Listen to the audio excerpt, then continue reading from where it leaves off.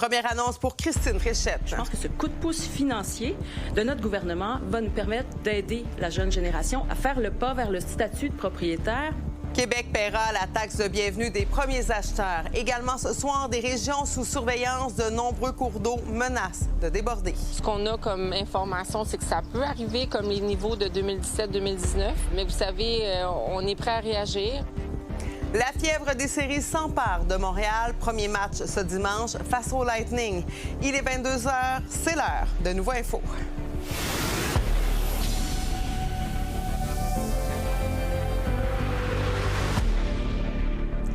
Bonne fin de soirée, tout le monde. Ce soir, si vous aviez en tête de vous acheter une première propriété, eh bien, vous allez finalement payer un petit peu moins cher. La nouvelle première ministre du Québec, Christine Fréchette, a annoncé que Québec va rembourser la taxe de bienvenue des premiers acheteurs jusqu'à concurrence d'un petit peu moins de 6 000 $.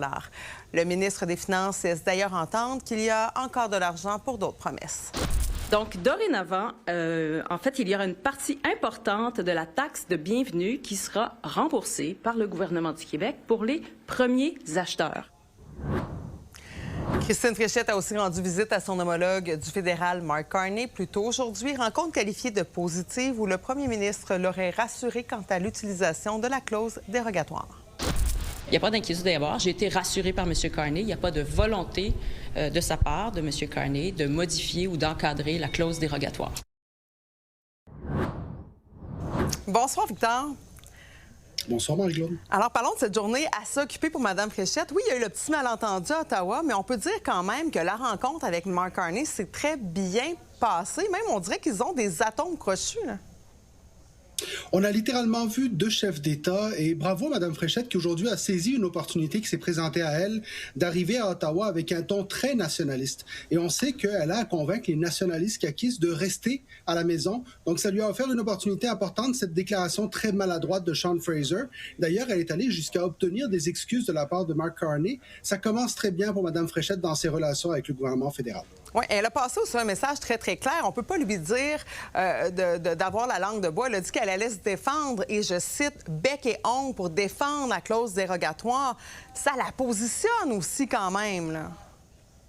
Ça la positionne tout à fait de façon très claire. Elle est allée aussi, le présenter au premier ministre, cette position très claire. Et on a vu dans la relation qu'il y avait un respect mutuel. Et lorsqu'on est capable justement de présenter très rapidement du côté de Mme Fréchette des symboles comme celui-là, c'est là où je vous parle d'une opportunité brillamment saisie par la première ministre. Elle ne s'attendait pas nécessairement à avoir cette déclaration sur un plateau d'argent, mais elle l'a très bien utilisée. Et du côté de Mark Carney, on a également utilisé ça pour montrer que oui, on devait s'excuser et que la relation sera une relation cordiale mais respectueuse avec Mme Fréchette.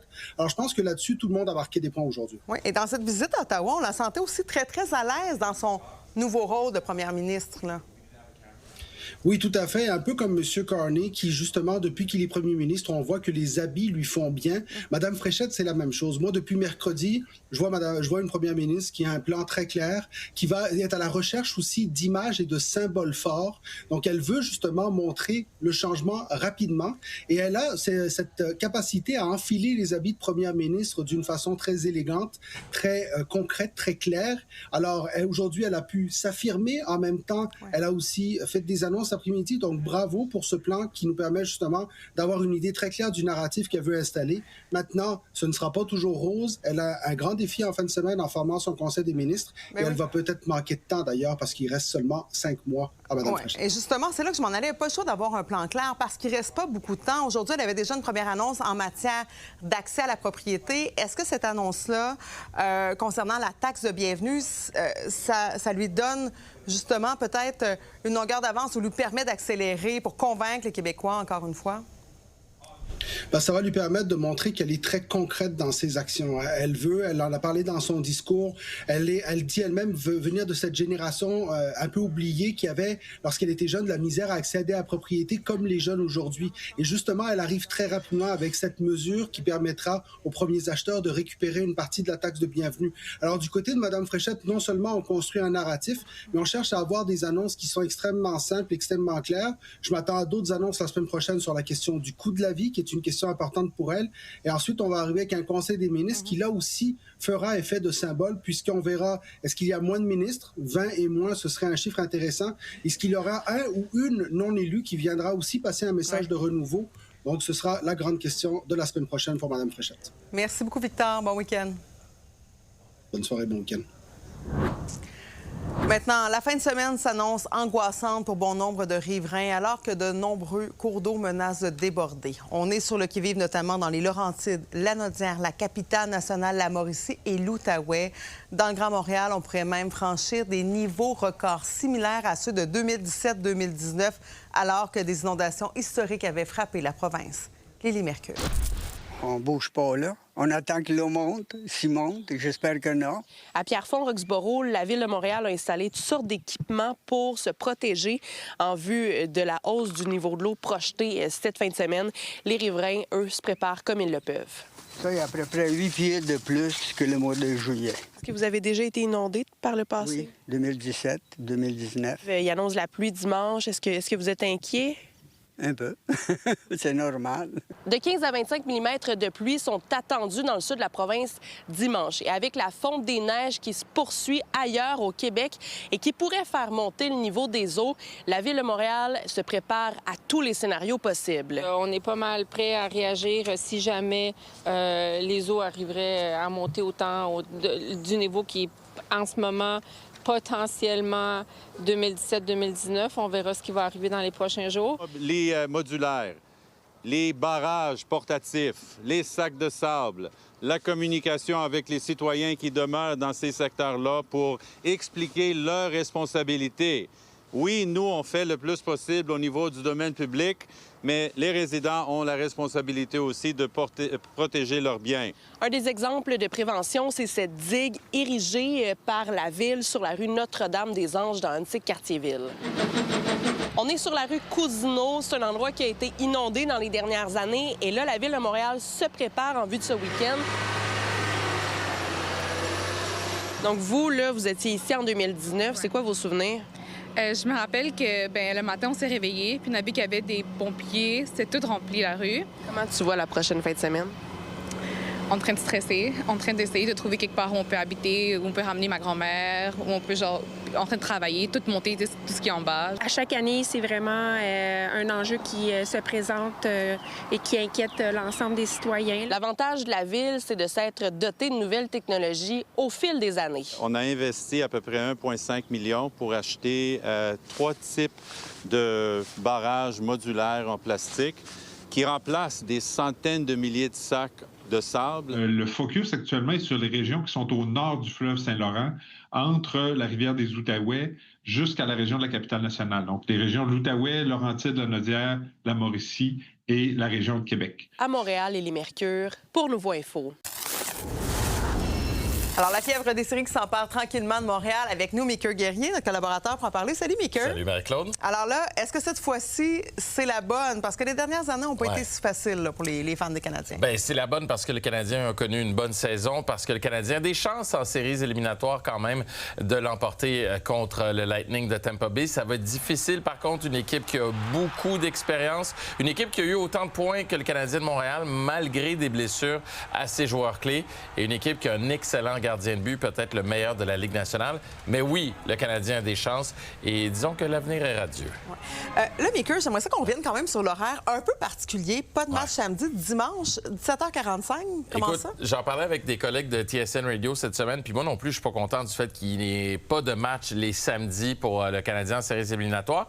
Et on m'a fait remarquer, ça fait plusieurs années qu'il n'y a plus de match le samedi en séries éliminatoires pour le Canadien de Montréal. La raison est simple, c'est que les réseaux de télé essaient de distribuer le plus possible les matchs à travers la semaine qu'on est. On a plusieurs équipes canadiennes. Il y a Ottawa, il y a également les Oilers d'Edmonton. On veut avoir différentes équipes à plusieurs moments différents également pendant les séries. Et il faut voir aussi qu'il y a une autre équipe de l'autre côté, le Lightning de Tampa Bay. Mais c'est pas grave ça, Marie-Claude, parce que les partisans du Canadien, même si les matchs étaient au milieu de la nuit, ils seraient quand même présents.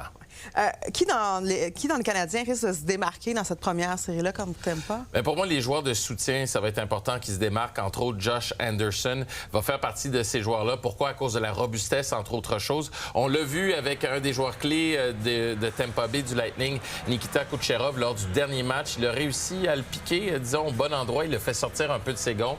Il y a également d'autres joueurs comme Zachary Bolduc, qui n'a pas nécessairement eu une bonne saison, mais c'est le style de jeu qui peut lui être favorable également.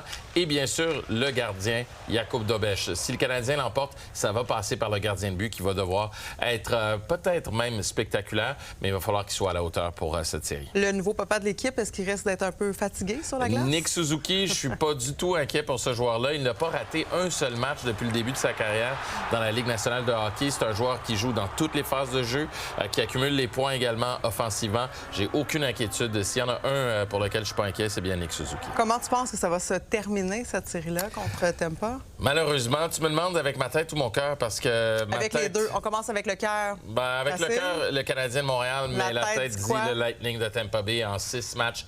Malheureusement, si j'avais mettre un petit 2 là-dessus, mais coupé, ça peut aller d'un bord ou de l'autre, hein? Mais j'espère quand même que le Canadien va l'emporter, parce qu'il n'y a rien comme un printemps avec le Canadien de Montréal en séries éliminatoires. Merci, Mickey. Bonne soirée. À bientôt, Marie-Claude.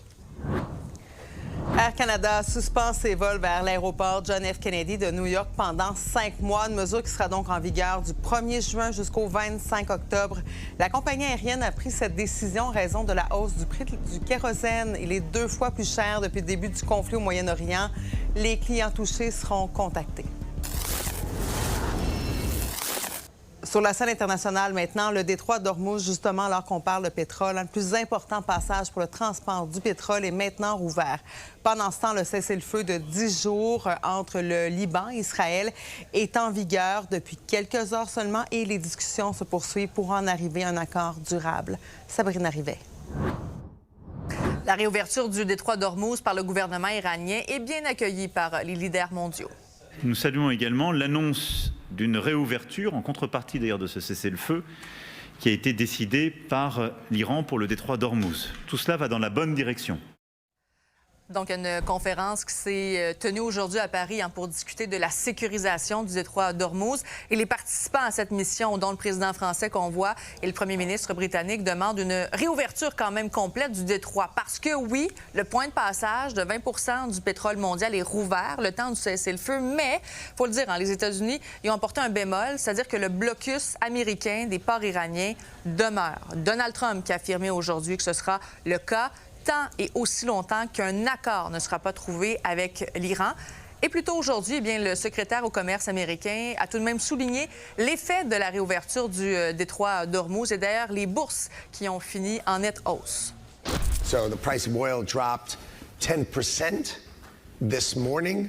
So the opportunity, the concept of changing the global threat level is fundamental. And I think what's happened is we have Stockholm Syndrome. We're used to terrorism being part of our society. And the concept of breaking terrorism is a unique concept that hasn't really been driven into the risk premium of the world. Et là, on est au lendemain de la trêve entre le Liban et Israël. Et il y a le président libanais, dans une déclaration télévisée, qui a dit que son pays travaille très fort pour trouver des accords permanents qui pourraient entrer en vigueur après la fin du cessez-le-feu de 10 jours. Joseph Aoun qui a dit qu'aucun accord contre le droit des Libanais ne sera conclu.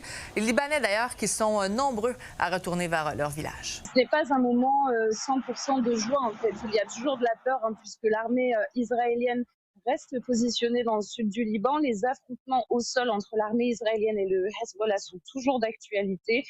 Bon, et d'ailleurs, on attend toujours les détails entourant une rencontre à Washington entre les chefs d'État du Liban et d'Israël. C'est Donald Trump lui-même qui a lancé l'invitation au premier ministre, bien sûr, d'Israël et également au président du Liban. Maintenant, quand tout ça aura lieu, tout ça reste bien sûr à déterminer. 7 ans, c'est le nombre d'années en moyenne pour une femme avant d'obtenir un diagnostic d'endométriose. Tous les détails après la pause.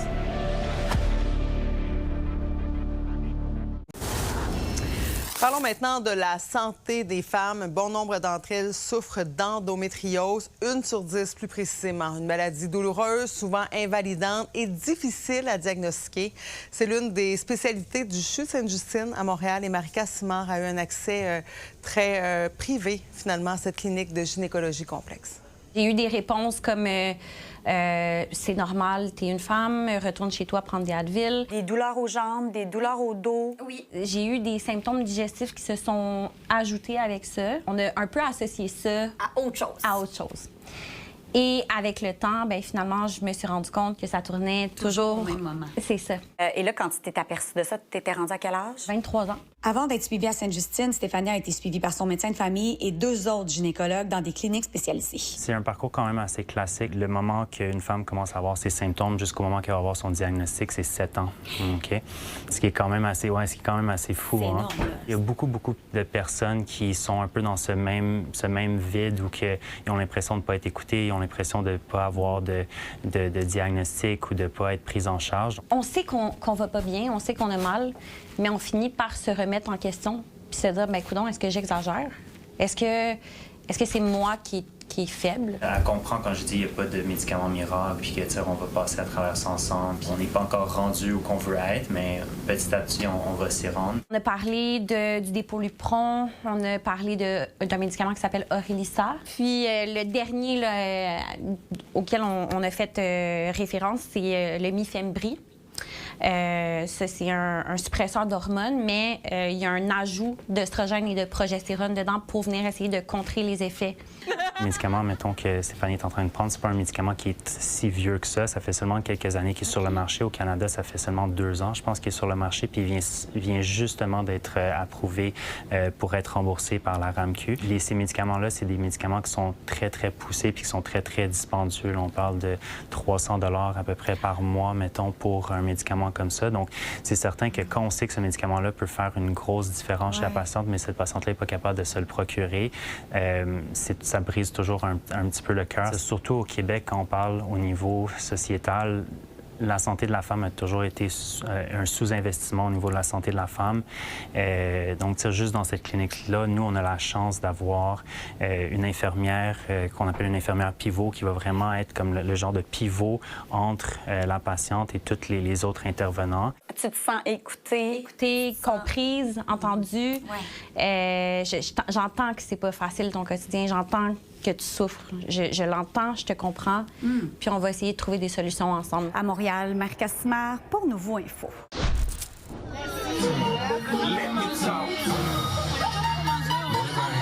Si j'ai sorti ma chemise d'été aujourd'hui, c'est parce qu'on m'a invité à aller voir les plus belles toilettes de Montréal. 3 restaurants ont reçu un prix pour leur belle salle de bain selon des critères stricts. Mais je voulais profiter de cette invitation pour parler d'autre chose, l'accessibilité dans les restaurants. Je dirais que les restaurants sont accessibles dans une mesure dans un pourcentage de pas plus de 50 %. C'est pas toujours évident parce que ce qu'on fait pour la plupart d'entre nous, c'est que mon téléphone. Mais avant de téléphoner, on va aller voir sur Google Maps. On va voir s'il y a des maps. C'est l'évidence même, c'est qu'au moins la personne soit capable d'entrer avec son fauteuil roulant, puis de fermer la porte surtout, parce qu'il y en a qui sont tellement petites. Le prix des plus belles toilettes est donné par Cachemire. C'est parti d'une sorte de guide Michelin, mais pas exactement pour la nourriture. À la rôtisserie La Lune, les salles de bain qui ont reçu un honneur sont au sous-sol, mais il y a aussi une toilette séparée qui est accessible. À vous de choisir laquelle vous trouvez la plus belle. C'est l'inclusion. Je pense que c'est super important. Après, il y a des droits acquis qui nous permettent d'avoir des toilettes au sous-sol, mais en fait, maintenant, je vous avouerai que les lois nous obligent à avoir des espaces pour les gens à mobilité réduite, puis je trouve que c'est essentiel de permettre à tout le monde de pouvoir manger dans un restaurant. Il y a encore beaucoup de préjugés liés à ça. Quand il voit une personne handicapée dans un restaurant, surtout si le restaurant est un petit peu haut de gamme, on dirait qu'ils ont peur qu'on soit pas capable de payer le repas. À l'Île-de-France, c'est la même chose. Les toilettes accessibles ne sont pas au même endroit que celles qui ont reçu une fleur Cachemire, puisqu'elles sont venues après. On a 2 salles de bain accessibles qui Vous saviez, dans le temps, c'était pas la norme, c'était pas code. Et c'est sûr que là, on reste dans des bâtiments qui sont assez luxueux et récents, mais l'accessibilité dans les restaurants, c'est pas partout à Montréal.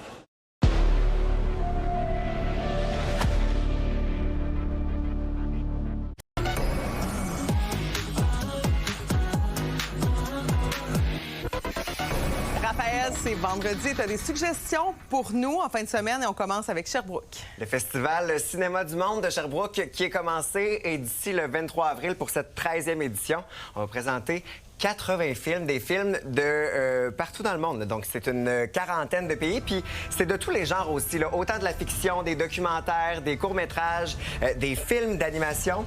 Et ça vient aussi avec différentes activités un peu partout dans la ville. Entre autres, j'ai regardé pour la fin de semaine. Il annonce tellement beau demain. Et on présente en extérieur le film d'animation Coco. Donc, en famille, c'est sûr qu'on aime ça. Il y a des rencontres-échanges. Donc, 13e édition de ce Festival de cinéma du monde de Sherbrooke qui vient d'entamer. Et parlant de cinéma, le film Mile and Kicks prend l'affiche. Oui, c'est maintenant et on nous replonge en 2011 dans le Myland. Donc, on rend hommage à la scène musicale du Myland en 2011. Voici un extrait de la bande-annonce. Je comprends pas pourquoi tu dois aller à Montréal. Tu y es jamais allé. Montréal, une ville qui est en train de devenir la plaque tournante du rock indépendant. Donc, on suit Grace qui vient de Toronto, qui fait des critiques musicales. Et là, elle va décider de venir à Montréal. Elle va tomber complètement amoureuse de deux membres du même groupe de rock indépendant. Je vous invite à consulter le nouveau.ca, également Crave, parce que hier, à Pas pour rien, on a rencontré, entre autres, Juliette Gariepi, qui est mise de l'avant dans ce film. Donc, Mile and Kicks, qui est présentement à l'affiche. Et à Québec, c'est la dernière fin de semaine pour profiter de la Biennale. Biennale de Québec, 12e édition, la Manif d'art. Et c'est une soixantaine d'artistes de partout dans le monde qui prennent part à cette biennale. Je vous rappelle que c'est la seule biennale hivernale en Amérique du Nord. Le thème cette année, c'est briser la glace. Donc, on aborde entre autres les changements climatiques sous différentes formes d'art. Donc, exposition, et c'est un peu partout là, dans la grande région de Québec. Différentes installations, des sculptures, de la photo. Donc, plusieurs moyens d'expression artistique qui sont présentés jusqu'à dimanche, dernier week-end. Là, le beau temps s'installe, les terrasses s'ouvrent et c'est aussi la 5e édition de la semaine des bières de micro du Québec. Et ça, là, c'est parfait pour les amateurs, les amatrices de bière. Évidemment qu'on aime ça. Et c'est jusqu'au 26 avril. Là, vous voyez le site sbmq.ca. Vous allez là-dessus, c'est très simple. Vous sélectionnez votre région, vous sélectionnez la date parce que c'est jusqu'au 26 avril. Donc, vous sélectionnez aussi les différentes activités parce qu'il y a plein d'affaires à faire. Là. Il n'y a pas juste des dégustations, il y a aussi des ateliers, visites de brasserie. Donc, chin-chin. Merci, Raphaël. Bon week-end. Bonne fin de semaine. Alors voilà, c'est complet pour ce soir au nom de toute l'équipe. Merci beaucoup d'avoir été là. Demain, on surveille le grand rassemblement pour le Jour de la Terre sur la place des festivals à Montréal. C'est bien sûr ce dimanche aussi que le Canadien de Montréal va affronter le Lightning de Tampa Bay, un premier match en séries éliminatoires. Et bien sûr, on suit aussi l'évolution des cours d'eau. Rendez-vous d'ailleurs sur nouveau.info. Bon week-end tout le monde.